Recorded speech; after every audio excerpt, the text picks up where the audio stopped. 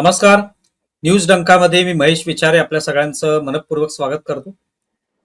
मित्रांनो, सध्या आंतरराष्ट्रीय स्तरावर पाहायचं झालं तर अमेरिका, इराण आणि इस्रायल हे जे काही युद्ध झालं होतं काही काळापूर्वी आणि त्यानंतर तो युद्धविराम घोषित झाला, पण युद्धविराम असला तरी फारशी काही स्थिती सुधारलेली नाहीये. पुन्हा एकदा इस्रायलने लेबेनॉनवर हल्ले केलेले आहेत, इराणवर पण हल्ले केलेत, इराणने सुद्धा तसं प्रत्युत्तर दिलेलं आहे. त्यामुळे पुन्हा एकदा युद्ध सुरू होतंय की काय, अशा पद्धतीने आता एक स्थिती निर्माण झालेली आहे. तिकडे अमेरिकेला सुद्धा आता युद्ध करणं जे आहे ते परवडणार नाही, हे त्यांच्या म्हणजे स्वतः ट्रम्प जे आहेत ते कुठेतरी नाराज आहेत. नेत्यांना वारंवार ते इशारे देत आहेत की हे थांबलं पाहिजे. पण एकंदरीतच स्थिती जी आहे ती चिघळलेली अजूनही आहे आणि त्याचे वेगवेगळे दुष्परिणाम जे ते एकूण जागतिक क्षेत्रावर जे ते होत आहेत, भारतावर सुद्धा होत आहेत. तेल जे आहे ते हॉर्मुझच्या सामुद्रधुनीतून ज्या पूर्वीच्या पद्धतीने यायला पाहिजे त्या पद्धतीने येत नाहीये. तर अशी सगळी स्थिती जी आहे ते कुठेतरी अजूनही अडचणीची आहे. आणि अशा परिस्थितीत काय नेमकं भवितव्य आहे, यातून काय नेमकं साध्य होणार आहे, अमेरिकेची नेमकी काय भूमिका आता पुढच्या काळात असणार आहे, इराणची काय असणार आहे, इस्रायलची काय असणार आहे, हे सगळं थोडंसं आपण आज जाणून घेऊया. आणि त्यासाठी आपल्यासोबत आहेत हेमंत भागवत, एअर मार्शल निवृत्त, यांच्याशी आपण आज संवाद साधणार आहोत. आपण यापूर्वी सुद्धा त्यांच्याशी बोललेलो आहोत, त्यामुळे त्यांच्याकडून आपण या सगळ्या विषयांवर थोडेसे बारकावे जे आहेत ते जाणून घेण्याचा प्रयत्न केलेला आहे. आज सुद्धा पुन्हा आपण त्याच विषयावर बोलूया. हेमंतजी, आपलं खूप खूप स्वागत आहे न्यूज डंकामध्ये. महेशजी नमस्कार आणि न्यूज डंका चॅनलला धन्यवाद परत बोलावल्याबद्दल आणि आपल्या सर्व प्रेक्षकांनाही माझा नमस्कार. आता तुम्ही जी सुरुवात केली म्हणजे जी इंट्रोडक्शन केली त्याच्यामध्ये आपल्याला एक गोष्ट लक्षात येते की हे जे आखाती प्रदेशामध्ये युद्ध चाललेलं आहे ते एका विशिष्ट अशा परिस्थितीमध्ये येऊन पोहोचलेलं आहे. म्हणजे आपण त्याला नो वॉर नो पीस अशी विचित्र परिस्थिती निर्माण झालेली आहे. युद्ध पण नाही आणि शांतता पण नाही. एप्रिलच्या दुसऱ्या आठवड्यामध्ये 7-8 एप्रिलच्या आसपास इराण आणि अमेरिका यांनी पाकिस्तानच्या मदतीने त्यांच्या मध्यस्थीने एक सीज फायर ऍग्री केलेला होता, परंतु तो कागदावरती जास्त होता, प्रत्यक्षामध्ये छोट्या मोठ्या चकमकी चालूच होत्या. आणि इराण हल्ले करत होतं आखाती देशांवरती अधूनमधून. अमेरिकेने जे ब्लॉकेड टाकलेले नॉर्थ अरेबियन सी मध्ये, त्यामुळे इराणची आर्थिक परिस्थिती आणखीन बिकट झालेली आहे. आणि त्यामुळे त्या ज्या पीस डील्स साठी ज्या म्हणजे ट्रम्प साहेबांना जे डील पाहिजे की न्यूक्लिअर वेपन्स असता कामा नयेत इराणकडे, किंवा त्यांच्याकडे लॉंग रेंजची क्षेपणास्त्र असता कामा नयेत, आणि इराणला आर्थिक जे सँक्शन्स आहेत त्या सगळ्या उठल्या पाहिजेत. या पार्श्वभूमीवरती जरी पाकिस्तान, टर्की फार मोठ्या प्रमाणावरती प्रयत्न करत असले तरी देखील हे डील अजूनही होत नाहीये. आणि त्यामुळे अशी विचित्र अशी परिस्थिती निर्माण झालेली आहे. त्या डीलचे जे ड्राफ्ट आहेत ते टू आणि फ्रो, म्हणजे अमेरिका काही पॉइंट्स प्रपोज करते, इराण काही पॉइंट्स प्रपोज करतंय, आणि दोघांचा एकमत त्याच्यावरती होत नव्हता आणि अजूनही तशा पद्धतीने बघितलं तर झालेला नाहीये. याच्यामध्ये मुख्य गोष्ट कुठे इराणच्या बाजूने अडकली त्याच्याकडे आपण थोडं लक्ष देऊया. अमेरिका आणि इस्रायल यांनी काय केलं होतं, यांनी इराणवरचे हल्ले थांबवलेले होते, परंतु इस्रायलला ज्या वेळेला हेजबुल्लानी दक्षिण लेबेनॉन मधनं त्रास द्यायला सुरुवात केली त्यावेळेला इस्रायलने काउंटर अटॅक सुरू केले. आणि इराणची भूमिका काय होती की या सर्व डीलमध्ये लेबेनॉन मधली युद्ध परिस्थिती हा देखील त्याचा एक भाग असला पाहिजे. म्हणजे इराणचं म्हणणं असं आहे, जसे तुम्ही आमच्यावरचे हल्ले थांबवलेत तसे इस्रायलनी हेजबुल्लावरचे पण लेबेनॉनवरचे हल्ले थांबवले पाहिजेत, आणि ते मानायला इस्रायल अजिबात तयार नव्हता. आता इस्रायलला आणि अमेरिकेला इराणनी बऱ्याच वेळा हा पॉइंट एम्फसाइज करायचा प्रयत्न केला, परंतु अमेरिका त्याच्याकडे दुर्लक्ष करत होती आणि इस्रायल अजिबात मानायला तयार नव्हता. आणि म्हणून मला वाटतं की अमेरिकेला आणि इस्रायलला या मुद्द्यावरती धक्का देण्यासाठी इराणने काय केलं, रविवारी आणि सोमवारी गेल्या 48 तासांपूर्वी जवळजवळ 30 लॉंग रेंजची मिसाईल्स त्यांनी इस्रायलवरती डागली. इस्रायल आणि इराणमध्ये जवळजवळ 1600-1700 किलोमीटर अंतर आहे, म्हणजे ती लॉंग रेंजची मिसाईल्स होती. आणि साधारणपणे इस्रायल आणि अमेरिकेचा समज असा होता की आता इराणकडे जास्त लांब पल्ल्याची मिसाईल्स उरलेली नाहीत, कारण त्यांनी मागच्या वर्षी जून मध्ये जे 12 दिवसांचं युद्ध केलं आणि यावर्षी जे 38-39 दिवसांचं युद्ध केलं त्यामध्ये त्यांच्या मिसाईल स्टॉक्स वरती, त्यांच्या मिसाईल लॉन्चर्स वरती आणि मिसाईल निर्माण करण्याची जी क्षमता इराणमध्ये आहे त्याच्यावरती फार मोठ्या प्रमाणावरती इस्रायल आणि अमेरिकेने हल्ला केलेला होता. त्यामुळे इराण या हल्ल्यामध्ये काय करू बघतंय, अमेरिकेला सांगू बघतंय की जर तुम्हाला आमच्याबरोबर डील करायचं असेल तर लेबनॉन मधलं युद्ध थांबवा. शिवाय आणखीन एक दुसरी परिस्थिती, दुसरा पैलू या युद्धामध्ये निर्माण झालेला होता, तो म्हणजे असा की गेले जवळजवळ 1.5 महिने इस्रायलनी अतिशय पद्धतशीरपणे हिजबुल्लाला लेबनॉनमध्ये खच्ची करायला सुरुवात केलेली आहे. म्हणजे इस्रायलने काय केलं, इस्रायलनी लेबनॉनमध्ये जो हमासच्या विरुद्ध गाझामध्ये त्यांनी जो फॉर्म्युला वापरला होता तो फॉर्म्युला वापरायला सुरुवात केली. आता आपण थोडं विषयांतर करूया, आपण थोडी लेबनॉन आणि हिजबुल्ला यांची बॅकग्राऊंड बघूया. हिजबुल्ला काय करतंय, हिजबुल्ला दक्षिण लेबनॉन मधनं इस्रायलवरती नॉनस्टॉप रॉकेट्सचा मारा करतंय. आता उत्तर इस्रायल आणि लेबनॉन यांच्यामध्ये अंतर काहीच नाही, 30-40 किलोमीटरच्या पेक्षा अंतर नाहीये. आणि हिजबुल्लाला कंट्रोल करण्यामध्ये लेबनॉनचं गव्हर्नमेंट अपयशी ठरलेलं आहे. हिजबुल्लाची तिथे लेबनॉनमध्ये दादागिरी चालते आणि हिजबुल्लाच्या पाठीमागे कोण उभा आहे, इराण उभा आहे. हिजबुल्लावरती इराण दरवर्षी जवळजवळ $1.5 ते $2 बिलियन खर्च करतं. म्हणजे हिजबुल्लाकडे जवळजवळ 1 लाखाच्या आसपास फायटर्स आहेत. त्यांच्याकडे 7 ऑक्टोबर 2023च्या आधी जवळजवळ 1.5 ते 2 लाख रॉकेट्स होती, असा एक एस्टिमेट आहे, अंदाज आहे. आणि त्यामुळे हिजबुल्ला ही खूप मोठी ताकद आहे.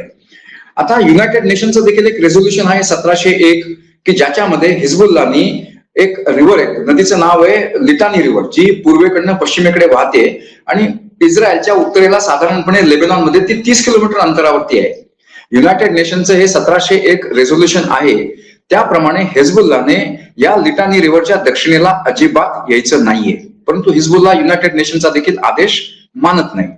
आणि त्यामुळे इस्रायलने गेले 1.5 महिने आता तिकडे हमासला गाझापट्टीमध्ये खच्ची केल्यानंतर आणि इराणमधलं युद्ध थांबल्यानंतर इस्रायलने आपला सगळा फोकस हा लेबनॉनकडे वळवला आणि गेल्या 1.5 महिन्यामध्ये सिस्टमॅटिकली हिजबुल्लाचं फार मोठ्या प्रमाणावरती त्यांनी शिरकाण केलेलं आहे. म्हणजे त्यांनी साऊथ लेबनॉनवरती जिथे शिया पॉप्युलेशन जास्त प्रमाणामध्ये आहे आणि जो हिजबुल्लाचा गड आहे त्याच्यावरती पण तुफानी हल्ले चढवलेत, साऊथ बैरूटमध्ये चढवलेत आणि तिकडे उत्तरेकडे बेका व्हॅलीमध्ये जिथे शिया लोकांची परत मेजॉरिटी आहे आणि हिजबुल्लाचे जिथे खूप सपोर्टर्स आहेत तिथे देखील फार मोठ्या प्रमाणावरती हल्ले चढवलेत आणि त्यांना क्षती पोहोचवलेली आहे. आणि त्यामुळे आता हिजबुल्ला देखील म्हणजे कमजोर होऊन युजलेस होतोय की काय अशी इराणला भीती वाटायला लागलेली होती. इराणने ऍज इट इज हमास गमावलेला आहे. सिरियामधनं जेव्हा डिसेंबर 2024 मध्ये बशर अल असादला पळायला लागलं त्यावेळेला इराणचा फार मोठा अलाई तिथनं नाहीसा झालेला आहे. आणि आता जर हिजबुल्ला पण लेबनॉन मधनं कमकुवत होऊन क्षतिग्रस्त झाला तर इराणची जी ताकद आहे ह्याच्यामध्ये मिडल ईस्ट मध्ये ती फार मोठ्या प्रमाणावरती क्षतिग्रस्त होईल. आणि इराणचं जे स्वप्न आहे की इस्लामिक वर्ल्डचं आपण लीडर बनायचंय आणि त्याच्यासाठी ते जे प्रॉक्सीज वापरत होते, हमास म्हणा, हुतीज म्हणा, हिजबुल्ला म्हणा किंवा इस्लामिक जिहाद म्हणा, त्यांच्यावरती फार मोठ्या प्रमाणावरती प्रहार झालेले आहेत. आणि त्यामुळे इराणला हिजबुल्लाला वाचवणं हे अतिशय महत्वाचं होतं आणि म्हणून त्यांनी देखील हे 2 दिवसामध्ये हल्ले केलेले आहेत असं मला वाटतं. हा सुद्धा एक अँगल खूप महत्वाचा आहे की एका बाजूला सगळी चर्चा जी आहे ती कुठेतरी इराण, अमेरिका, इस्रायल याची चालू असली तरी लेबनॉन कडून सुद्धा ज्या पद्धतीने हल्ले होत आहेत तर त्याचाही परिणाम होतोय. म्हणजे अमेरिका एका बाजूला इस्रायलचे जे प्रमुख आहेत नेत्यानाहू यांना कुठेतरी इशारा देत आहेत की तुम्ही हल्ले थांबवा, हल्ले करू नका, पण तिकडे लेबनॉन कडून सुद्धा हल्ले होतातच आहेत. त्यामुळे कुठेतरी त्या फ्रंटवर सुद्धा एक शांतता निर्माण झाली तरच हे कुठेतरी हा प्रश्न जो आहे तो थोड्याफार प्रमाणात सुटण्याच्या दिशेने काहीतरी पाऊल पडू शकतं. हो बरोबर आहे. फक्त काय आहे, आपण जेव्हा म्हणतो लेबनॉन आणि इस्रायलची लढाई आहे, ती लढाई प्रत्यक्ष लेबनॉन आणि इस्रायलमध्ये नाहीये. ही लढाई टिपिकली हिजबुल्लामध्ये आणि इस्रायलमध्ये आहे. लेबनॉनची ना खासियत आहे, थोडं आपण लेबनॉनच्या इतिहासाकडे बघितलं, खास करून गेल्या 70-80 वर्षांचा इतिहास लेबनॉनचा बघितला. हे पहिल्यांदा फ्रेंच मॅन्डेट होतं दुसऱ्या महायुद्धाच्या आधी आणि लेबनॉन या देशाची 1945 मध्ये जी निर्मिती झाली त्याच्यानंतर त्यांची जी राजकीय व्यवस्था आहे ती फार विचित्र आहे. आणि कदाचित त्याच्यामुळे त्याचे परिणाम आज लेबनॉन भोगत आहे. साधारणपणे लेबनॉनची जी लोकसंख्या आहे ती 50 लाखाच्या आसपास असेल, म्हणजे 5 मिलियनच्या वरती नाहीये. आणि आज इस्रायल आणि हेजबोल्ला यांच्यामध्ये जे युद्ध चालू आहे त्याच्यामुळे लेबनॉनच्या मध्ये, ज्याला इंटरनली डिस्प्लेस म्हणतात, असे जवळजवळ 10 लाख लोक आहेत, ज्याच्यामध्ये मॅक्सिमम लोक हे शिया पंथाचे आहेत. आता लेबनॉनमध्ये व्यवस्था कशी आहे, राजकीय व्यवस्था, त्यांचा प्रेसिडेंट असेल तो मॅरोनेट ख्रिश्चन असेल, त्यांचा पंतप्रधान असेल तो सुन्नी मुस्लिम असेल, आणि त्यांच्या पार्लमेंटचा जो स्पीकर असेल तो शिया मुस्लिम पंथाचा असेल. म्हणजे ही अशी थोडीशी विचित्र अशी रचना आहे. त्याला कारण आहेत, कारण त्यांच्यामध्ये त्यांच्या डेमोग्राफीचा हा परिणाम आहे. म्हणजे साधारणपणे आज जर त्यांची लोकसंख्या आपण बघितली 2022-23च्या आसपास त्यांचा जो सेन्सस झाला त्याप्रमाणे जवळजवळ 52-53% हे इस्लाम धर्माचे अनुयायी आहेत, आणि त्याच्यामध्ये 25-26% सुन्नी आहेत आणि 26%च्या आसपास शिया पंथाचे लोक आहेत. आणि उरलेली पॉप्युलेशन आहे त्याच्यामध्ये साधारणपणे 42-43% हे ख्रिश्चन धर्माचे लोक आहेत. आणि त्याच्यामध्ये देखील काही ड्रूज ह्याचे फॉलोअर्स आहेत, पंथाचे फॉलोअर्स आहेत, मॅरोनेट ख्रिश्चन्स आहेत, ऑर्थोडॉक्स ख्रिश्चन्स आहेत, आणि त्यामुळे त्यांचं राजकारण फार गुंतागुंतीचं आहे. आता लेबनॉनची जी आर्मी आहे ती फार इनइफेक्टिव्ह आहे. त्यांची संख्या साधारणपणे 72,000च्या आसपास आहे. म्हणजे मी मगाशी सांगितलं हेजबोल्लाचे फायटर्स त्यांची संख्या 1 लाखाच्या आसपास आहे. म्हणजे आज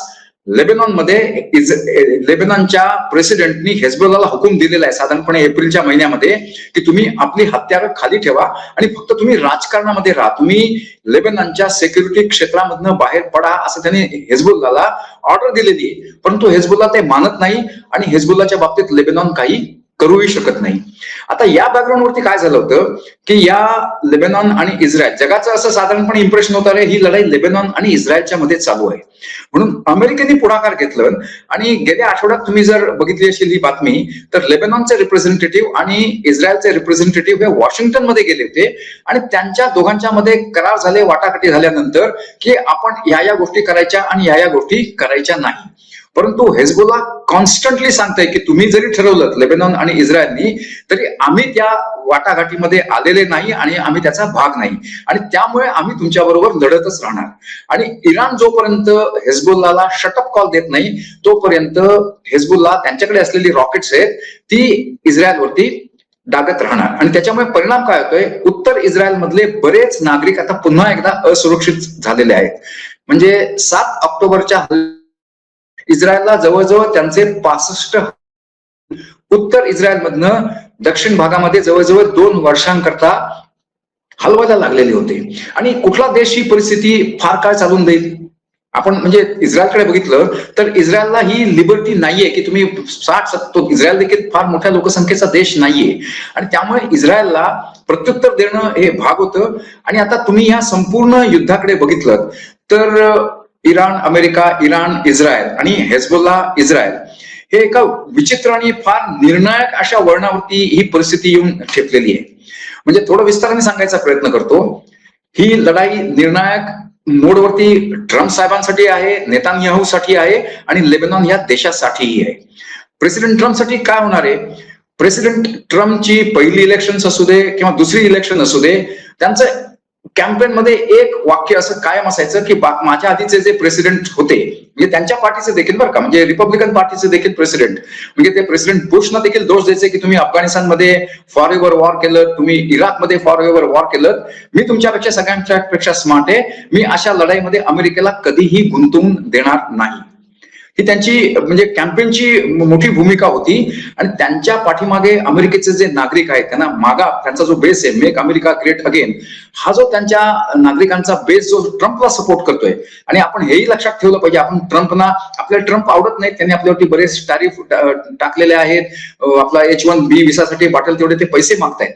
परंतु ट्रम्प त्यांच्या सेकंड टर्म मध्ये ते इलेक्ट्रोल वोट्स मध्ये पण पुढे होते आणि पॉप्युलर वोट्स मध्ये देखील पुढे होते. म्हणजे मेजॉरिटी 50%हून जास्त अमेरिकन लोकांनी त्यांना पॉप्युलर वोट देखील दिलेला आहे. आता ट्रम्पना इतिहासात कसं जायचंय, the smartest president of United States of America, ही त्यांचे बोलतात. म्हणजे ते त्याच्याबद्दल अपोलॉजेटिक देखील नाहीत, ते उघडपणे बोलतात मी बाकीच्या सगळ्या प्रेसिडेंट पेक्षा स्मार्ट आहे. त्यांनी इराणवरती युद्ध का केलं? 2015 मध्ये ओबामा साहेबांनी जो JOPCA केलेला होता तो करार त्यांनी क्रूड शब्दात सांगायचं झालं तर अतिशय बावटपणे केलेला होता असं ते ओपनली सांगतात. म्हणजे अमेरिकन इंटरेस्ट याच्यामध्ये अजिबात लुक आफ्टर झालेले नव्हते ते पब्लिकली सांगतात. आणि मी इराणला नेस्तनाबूत करीन, मी इराणची राजवट बदलीन, मी इराणच्या मिलिटरीला नष्ट करीन अशी दरपोक्ती करून त्यांनी ते युद्ध चालू केलेलं होतं. ते युद्ध जेव्हा चालू झालं आपण मागच्या एका चर्चा केली की जेव्हा 28 फेब्रुवारीला युद्ध चालू झालं त्यावेळेला इराण अतिशय कमकुवत अशा पोझिशन मध्ये होता. सिरियामधनं मगाशी मी सांगितल्याप्रमाणे बशर अल असाद निघालेला होता. हमासला इस्रायलने चांगल्या पद्धतीने ठोकलेलं होतं. हेजबुल्लाला देखील इस्रायलने त्यावेळेला आधी ते आपल्याला आठवत असेल बीपर कांड जवळजवळ 3-3.5 हेजबुल्लाचे कमांडर्स त्यांनी त्या बीपर्सनी हे करून ठेवलेले होते, क्षतिग्रस्त करून ठेवलेले होते. आणि त्यामुळे त्यांनी अमेरिकेने ते युद्ध तर चालू केलं. युद्ध चालू करणं सोपं असतं परंतु युद्ध बंद करणं तुमच्या हातामध्ये नसतं. आणि इराणने एक अतिशय उत्तम अशी खेळी काय केली, अमेरिकेला आणि इस्रायलला हे जे युद्ध सामरिक आणि राजकीय क्षेत्रामध्ये लिमिट करायचं होतं, इराणने ते युद्ध आर्थिक जगतामध्ये आणलं आणि त्याचा परिणाम पूर्ण जगावरती झाला. आपल्यावरती झाला, साऊथ एशियावरती झाला, चीनवरती झाला, युरोप आणि अमेरिकेवरती देखील होतोय. त्यामुळे आता ही लढाई थांबणं ट्रम्पच्या दृष्टीने अत्यंत महत्वाचं आहे. परंतु त्यांच्या डीलमध्ये ज्या टर्म्स असणार आहेत त्या टर्म्स अपमानास्पद असता कामा नाहीत अमेरिकेला. म्हणजे त्यांच्या ज्या रेड लाईन्स आहेत, अण्वस्त्र असू देत, लांब पल्ल्याची क्षेपणास्त्र असू देत, त्यांच्यावरती अमेरिकेला पाहिजे तसे क्लॉज इराणने ऍक्सेप्ट करणं त्यांना आवश्यक आहे. नाहीतर जर इराणने ऍक्सेप्ट केलं नाही तर तो ट्रम्पचा फार मोठा पराभव असणार आहे. म्हणजे राजकीय दृष्ट्या तो मोठा पराभव असणार आहे. मिलिटरीली इराणला मी मगाशी सांगितल्याप्रमाणे इस्रायलने अमेरिकेने फार मोठ्या प्रमाणावरती क्षतिग्रस्त केलेले आहे. त्यांची मिलिटरी कॅपॅसिटी 80-90% जवळजवळ नष्ट झालेली आहे आज मितीला. आता आपण इस्रायलकडे येऊया, थोडं लांब होत आहे पण आता इस्रायलकडे येऊया. नेतान्याहूंसाठी देखील ही लढाई अत्यंत महत्वाची आहे. याचं कारण काय आहे, इस्रायलचे ते लॉंगेस्ट सर्व्हिंग पंतप्रधान आहेत आणि त्यांना त्यांच्या भोवती वलय आहे. त्यांचा मोठा भाऊ, सख्खा मोठा भाऊ एनटीबीच्या ऑपरेशन मध्ये मारला गेला होता. म्हणजे इस्रायलची एकच फॅटॅलिटी त्या ऑपरेशन मध्ये झालेली होती. त्यांचा मोठा भाऊ मारला गेला, मेजर होता त्यावेळेला, त्या ऑपरेशनचा तो कमांडर होता. नेतान्याहू स्वतः आर्मीमध्ये लढलेले आहेत आणि लॉंगेस्ट सर्व्हिंग प्राईम मिनिस्टर आहेत.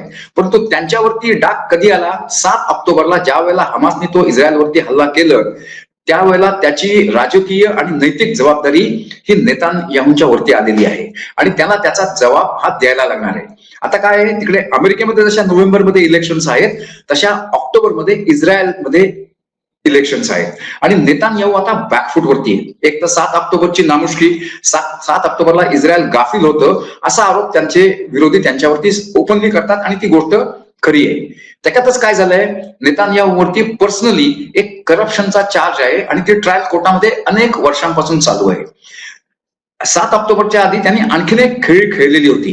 म्हणजे इस्रायलची जी ज्युडिशरी आहे ती थोडी जर तुलना करायची तर भारताच्या ज्युडिशरी सारखी नको तेवढी इंडिपेंडंट झालेली आहे असं तिथल्या राजकारण्यांना वाटतं.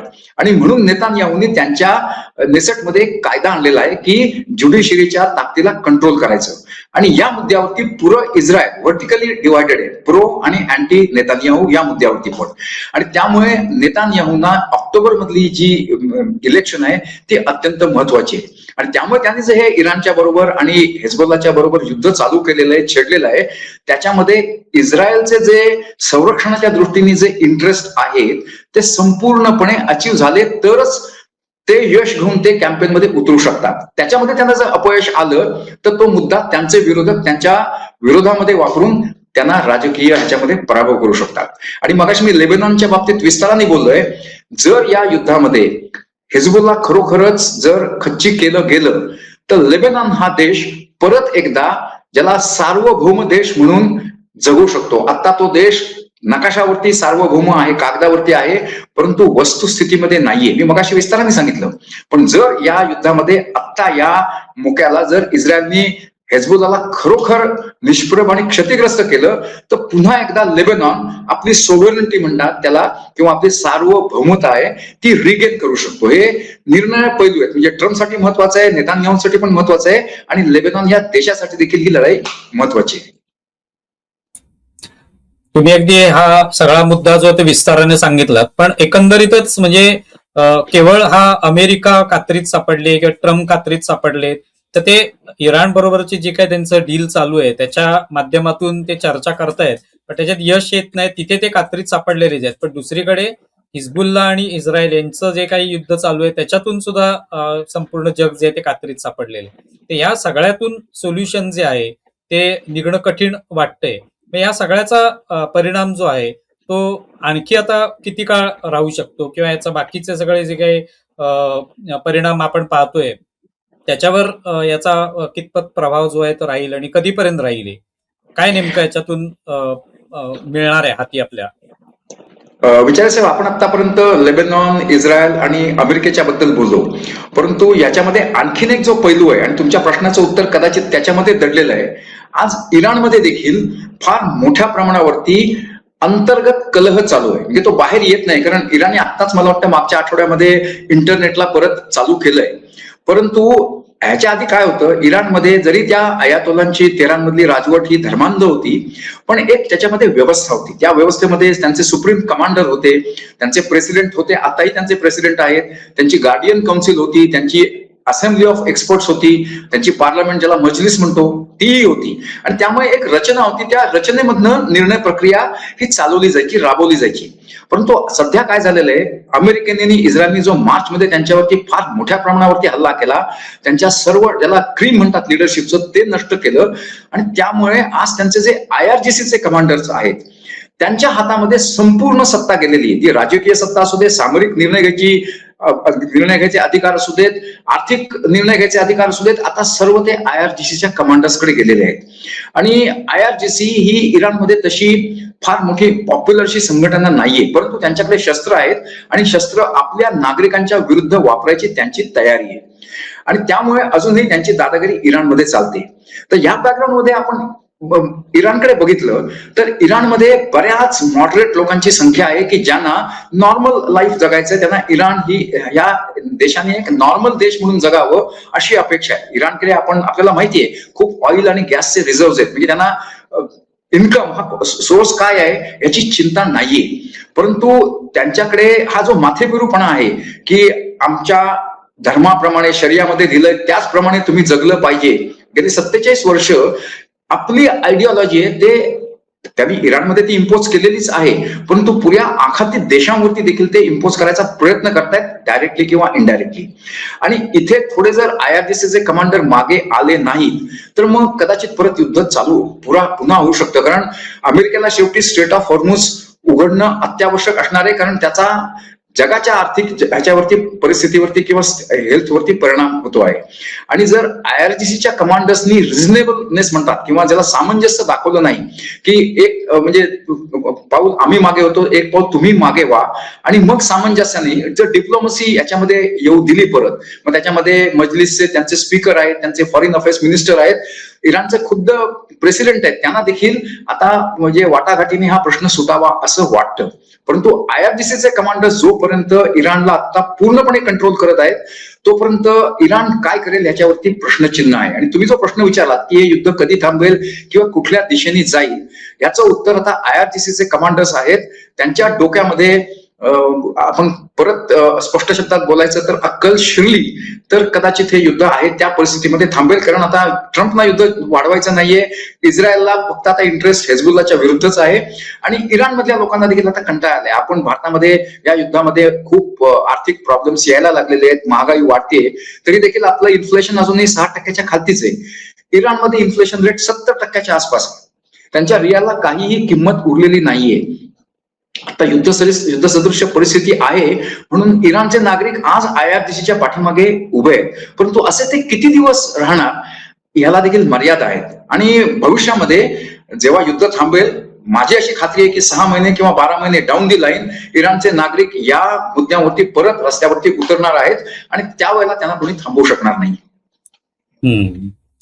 हा मुद्दा खूप महत्वाचा आहे. म्हणजे आतापर्यंत जी काही चर्चा होते ती त्यांच्या इराण अमेरिका यांच्यात काय डील होत आहेत किंवा तिकडे हिजबुल्ला आणि इस्रायल यांच्यातलं काय, कशा पद्धतीने ते एकमेकावर हल्ले करतायत किंवा एकमेकाला उत्तर देण्याचा प्रयत्न करतायत. पण प्रत्यक्ष इराणमधली जी स्थिती आहे आणि ती जर लवकरात लवकर कुठेतरी आटोक्यात आली नाही, तर जो तिकडचा जनतेचा क्षोभ आहे तो जर निश्चितपणे वाढला, तर कुठेतरी नक्कीच इराणमध्ये जे काही आता IRGCचं वर्चस्व आहे त्याला कुठेतरी एक प्रकारे उत्तर दिलं जाऊ शकतं.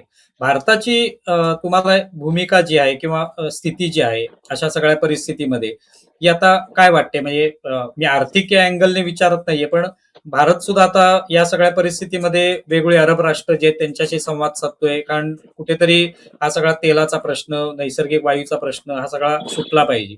मग अशा वेळेला तुम्हाला काय वाटते भारताच्या या भूमिकेबद्दल? नाही, भारताला आपण जशी मागच्या एका एपिसोडमध्ये चर्चा केली होती, भारताला टाईट रोप वॉक म्हणतात तो करण्याशिवाय पर्याय नाहीये. आपल्याला सगळ्यांशी संबंध चांगले ठेवायचे आहेत. इराण काही आपला शत्रू नाहीये, इस्रायल आपला खूप चांगला मित्र आहे, आखाती देश आपले सगळे चांगले मित्र आहेत. आपले जवळजवळ 90 लाख भारतीय त्या आखाती देशामध्ये काम करतायत आणि आपल्या 38% जो रेमिटन्स आहे तो तिथनं येतोय. आणि आपला इंटरेस्ट काय, आपल्याला एनर्जी आपण सोर्स करतो, बरीच सारी एनर्जी आपण सोर्स करतो, इराणकडनं घेतो, कतारकडनं घेतो, सौदीकडनं घेतो, UAE कडनं घेतो. आपल्याला एनर्जी सप्लाय सुरळीत चालू राहायला पाहिजे, हा आपला सध्याच्या परिस्थितीमध्ये लिमिटेड उद्देश असला पाहिजे. लॉंग टर्म बघायला पाहिजे की मग एकदा युद्ध थांबलं आणि परिस्थिती नॉर्मल झाली की मग आपल्याला आखाती देशांशी परत म्हणजे आपले संबंध चांगले ते आणखीन सुदृढ केले पाहिजेत. कारण जर आपल्याला पाकिस्तानला न्यूट्रलाइज करायचं असेल तर इस्लामिक जगताशी आपल्याला चांगले संबंध ठेवणं नितांत आवश्यक आहे. आणि ते आखाती देश असू देत किंवा ह्याचे देश असू देत, म्हणजे इतर देश असू देत, ते भारताच्या दृष्टीने न्यूट्रल आहेत, ते भारताच्या विरुद्ध नाहीयेत. पाकिस्तान त्यांना भारताच्या विरुद्ध आणण्याचा प्रयत्न करतो, पण OIC मध्ये आपण साधारणपणे त्यांचं मतदान बघितलं तर ते कधीही पाकिस्तानच्या बाजूनी नाहीये. आणि त्यामुळे आपल्याला हे संबंध चांगले ठेवायचे आहेत, आणखीन सुधारायचे आहेत. आर्थिक संबंध असू देत किंवा त्यांना देखील भारताकडनं अपेक्षा आहेत, म्हणजे भारतासाठी ते मार्केटही आहेत, भारताकडे ते मेडिकल फॅसिलिटीसाठी बरेच लोक भारतामध्ये येतात आणि भारताकडनं ते भविष्यामध्ये संरक्षण विभागामध्ये देखील मदत नक्की घेणार आहेत अशी मला खात्री आहे. त्यामुळे आपल्याला हा बॅलन्सिंग ऍक्ट आहे तो केलाच पाहिजे. आणि माझ्या मताप्रमाणे आपले परराष्ट्र व्यवहार मंत्री असू देत किंवा आपले पंतप्रधान असू देत, अतिशय उत्तम पद्धतीने ही परिस्थिती हाताळत आहेत. फक्त फरक काय आहे ते ह्याच्याबद्दल जास्त बोलत नाहीत आणि त्याच्यामध्येच माझ्या दृष्टीने विजडम आहे. आता जास्त बोलायची आवश्यकता नाही, करायचं ते ग्राउंड लेवलला करत राहिलं पाहिजे. याच्यातला एक शेवटचा मुद्दा हा घेतो की आता या सगळ्या चर्चेतून एक असा आपण सार त्याचं किंवा त्याचा निष्कर्ष काढू शकतो की परिस्थिती जशी इराणमध्ये आहे, IRGCचं वर्चस्व आहे, तसंच तिकडे लेबेनॉनमध्ये हिजबुल्लाचं वर्चस्व आहे.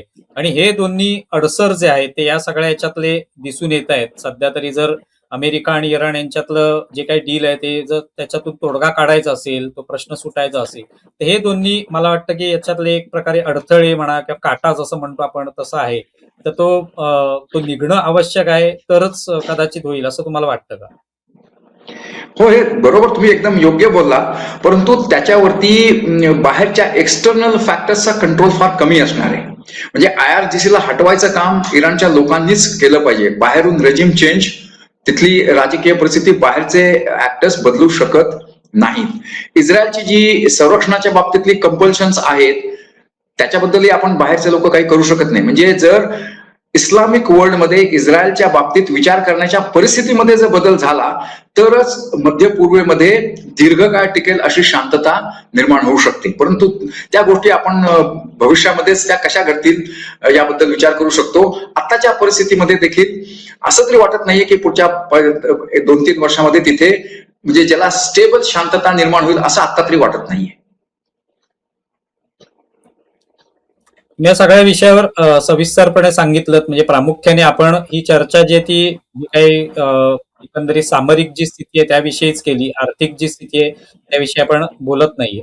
पण एकंदरीत तुम्ही म्हणालात त्या पद्धतीने ही शांतता निर्माण होण्यासाठी इराणमध्ये कुठेतरी बदल होणं हे आवश्यक आहे आणि तिकडे लेबेनॉनमध्ये सुद्धा. तर या सगळ्या वेगवेगळ्या आघाड्यांवर जेव्हा शांतता निर्माण होऊ शकेल त्याच वेळेला हा सगळा तिढा जो आहे तो सुटेल अशी अपेक्षा आहे.